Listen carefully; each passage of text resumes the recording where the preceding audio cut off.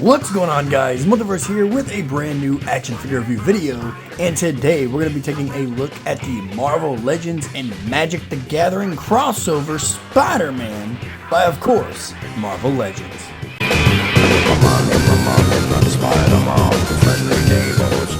Starting off this video, guys, we're of course taking a look at the Marvel Legends packaging, and it is this open face window with this dark blue outline going all the way around the box with seeing Spider-Man comic strips all throughout it.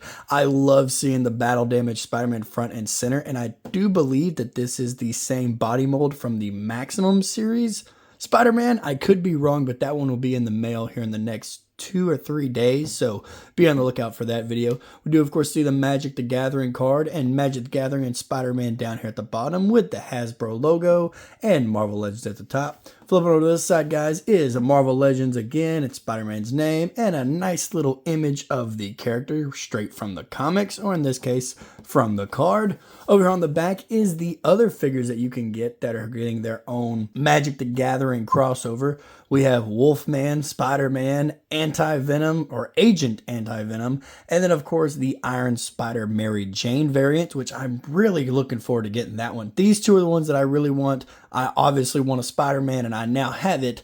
I don't even know who Wolfman is, but if he's got one, heck, I'll get it. I collect the cards too, but I don't know how to play the game. We of course see all of the information down here at the bottom. Marvel, Hasbro, Wizards, all at the bottom here. On this side is just a more blown up image of the same picture we saw from the card. Magic Gathering at the top and Marvel Legends at the bottom. At the top, Magic the Gathering and Spider-Man, and at the bottom is the barcode for you barcode guys. With all that said, guys, let's go ahead and rip this Spider-Man out of his packaging and see how he looks.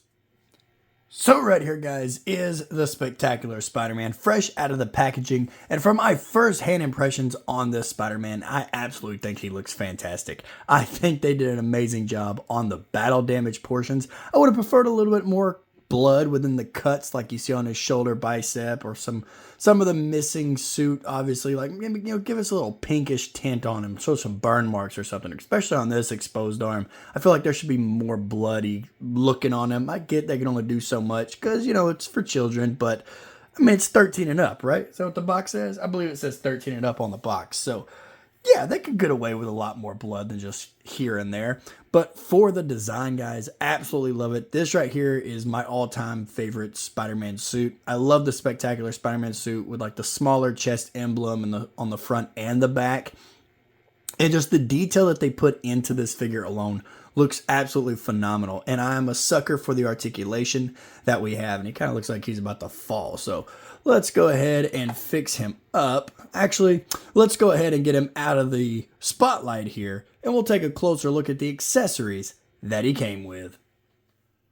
When it comes to the accessories, guys, for him to be at the $45 price range, I feel like he could have came with a little bit more, but he definitely comes with a plethora here. Starting off with the Magic the Gathering card. Like I said, I collect these. I like the crossover events that they do for Magic the Gathering, but I personally have no idea how to play this game. I don't know what the numbers mean. I never really got into Pokemon as a kid. I always collected Pokemon cards, but I never played the game. Same with Yu-Gi-Oh! And pretty much any other card game. I'm just a fan of them. I like the idea of them. I'm just too dumb to understand or to keep up. But I do love the cover art they got. The little web shield in the background with the web that he's swinging on looks fantastic, and the battle damage in the shot. So let me know if this is a good card down in the comments below. Like I said, I don't know how to read it. So there it is right there, guys.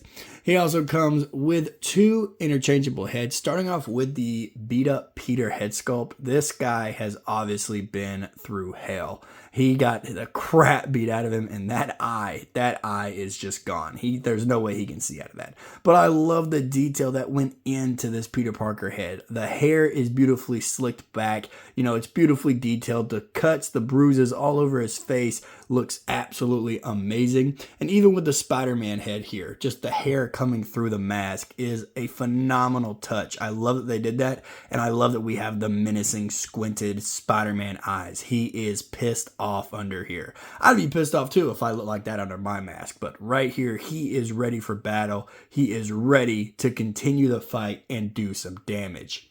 He also comes with a nice little web shield here, which is beautifully molded. I love that it's like the Captain America shield mold, just a little circle. So obviously taking inspiration from a friend of his, and it does clip on pretty easy to his wrist. You just pop this sucker out here, and let's see if I break another one of these. If you saw my Instagram, I always end up breaking one of these clips here.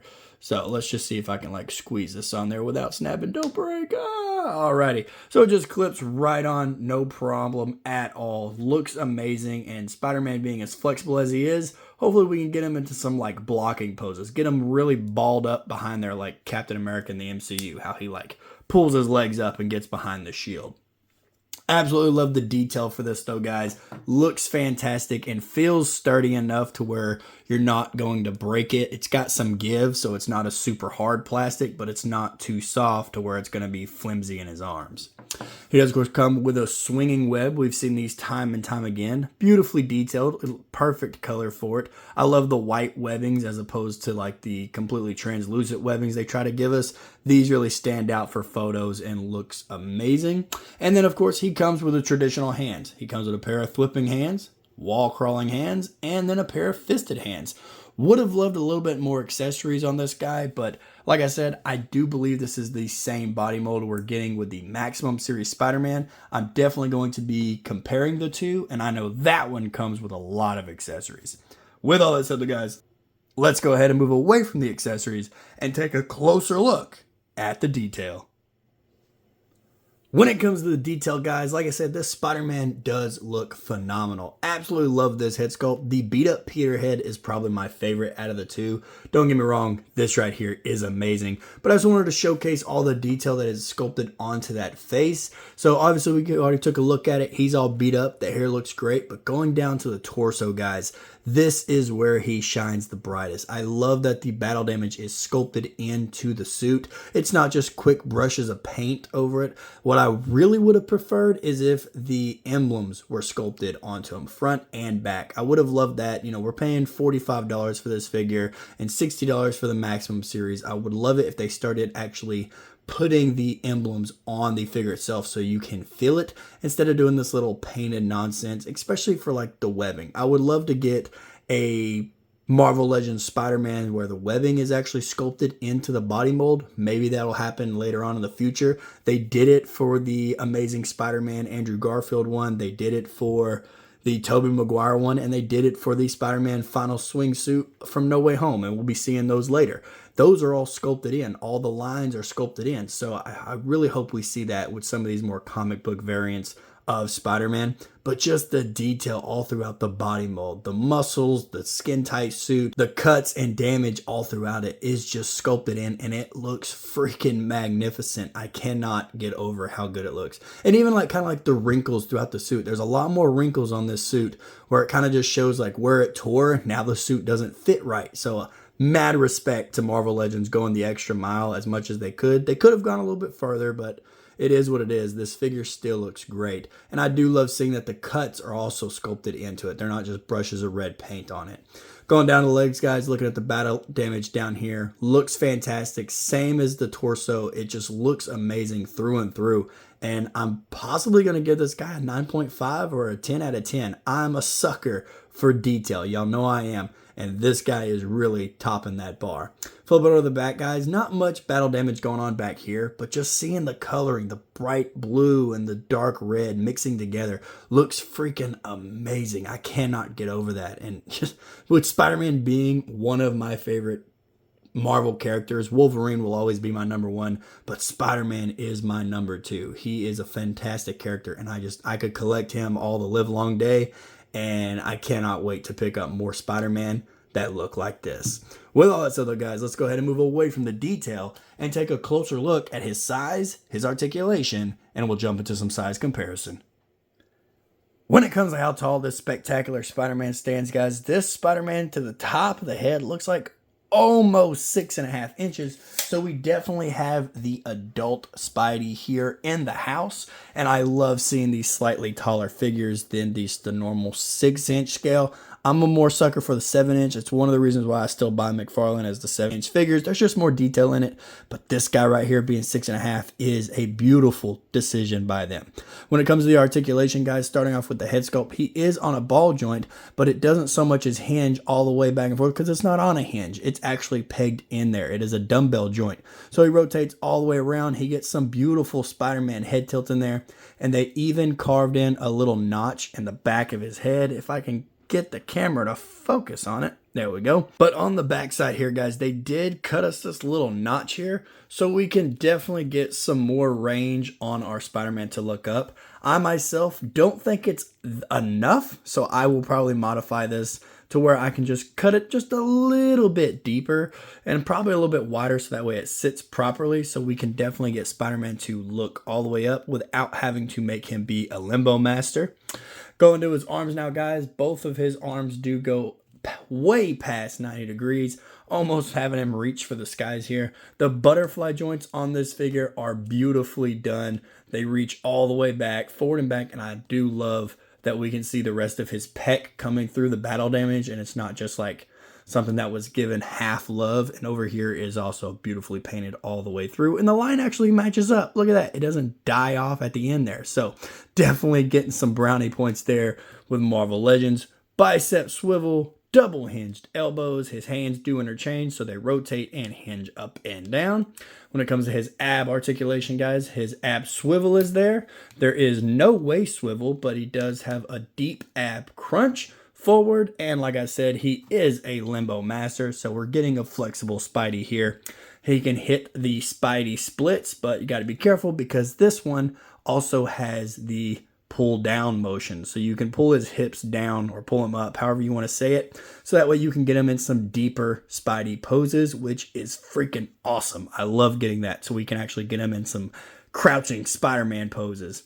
He does have an upper thigh cut. He has a boot swivel, double hinge knees, and for his ankles, they go down, they go up. He has beautiful toe articulation and a fantastic ankle pivot. Starting off with the size comparison, guys, here we have the battle damaged Peter standing next to his good old clone buddy old pal Ben Reilly Spider-Man. As you can see here, they do scan just so close to each other. Peter's a little bit taller, and Ben looks a little off because he's got that fat ass head. And if you are interested in a quick little head swap, I feel like the head swaps actually work a little bit. The reds are just slightly off, just ever so slightly. Can't really tell on camera. But if you want your battle damaged Spider-Man to have a more perfect face with the big lenses, I feel like this could work. Next up, guys, here we have him standing next to the Andrew Garfield Amazing Spider-Man and the Tobey Maguire Spider-Man. And as you can see here, they look like they would go together. Unfortunately, Tobey being on the shorter end here. But Spectacular Spider-Man is taller than all three. Next up, guys, here we have him standing next to the McFarlane Toys The Dark Knight. And I feel like this could work if you're only making Peter be kid version of Spider-Man. And last but not least, guys, here we have him standing next to the NECA Toys Scarface Predator. And I feel like this would work perfectly with Peter possibly losing this fight. Alrighty, guys, and there you have it. A new action figure review video in the books on my channel for you guys to enjoy. When it comes to my final rating on this Spider-Man, I'm just going to give him the 10 out of 10. He is beautifully sculpted, beautifully detailed, absolutely love the articulation, and he is beautifully painted. He was given all the love and care in the world, and he doesn't just feel like a cash grab. I will say that the only thing that I do wish that he got a little bit more of was accessories, but I have a bunch of Spider-Man accessories at this point. As long as the hands match and the webbing looks right, I can definitely pose him up with some different web effects for this Spider-Man here.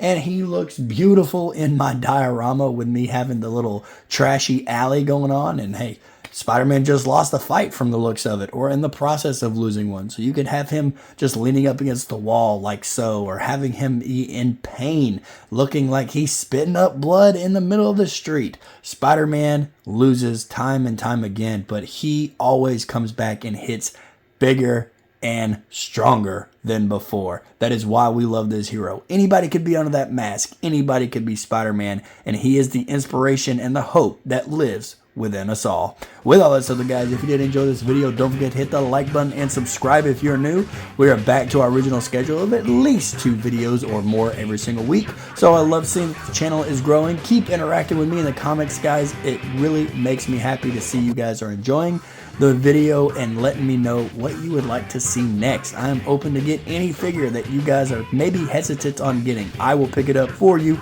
review it, and then you can make the final decision on if you would like to pick it up yourself.